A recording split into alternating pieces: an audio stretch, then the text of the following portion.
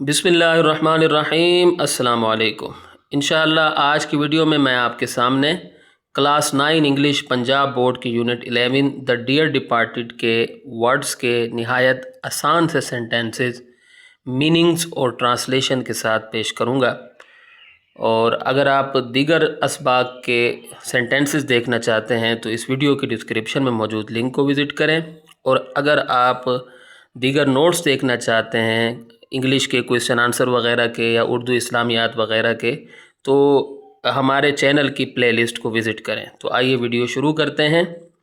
Number 1 है precocious, जिसका मतलब होता है वक्त से पहले समझदार या ज़हीन।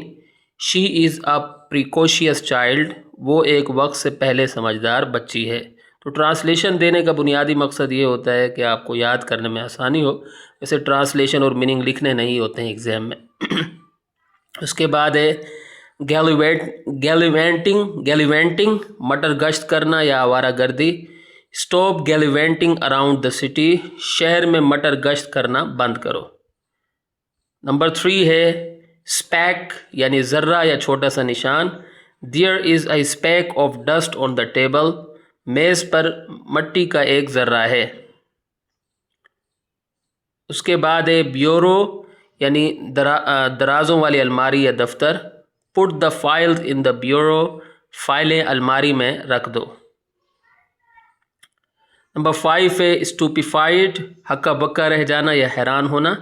He was stupefied by the news, वो ख़बर सुनकर हक्का बक्का रह गया। शेबी, खस्ताहाल या पुराना। ही वोर अ शेबी कोट, उसने एक खस्ताहाल कोट पहना था। उसके बाद है इम्पैसिव, बेतासुर या जज्बात से खाली। हिज फेस रिमेंड इम्पैसिव, उसका चेहरा बेतासुर रहा।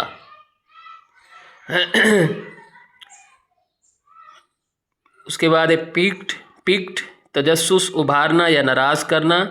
The story picked my interest, कहानी ने मेरा तजस्सुस उभार दिया। हार्थ, अंगीठी या चूल्हा। We sat near the warm hearth, हम गर्म अंगीठी के पास बैठ गए। मैलिशियस, बदखा या कीना परवर। अवॉइड मैलिशियस पीपल, बदखा लोगों से बचो। तो यहाँ आकर हमारी वीडियो इख्तिताम को पहुँचती है। उम्मीद करता हूँ कि आपको मेरी काविश पसंद आई होगी। अगली वीडियो तक के लिए मुझे इजाज़त दें।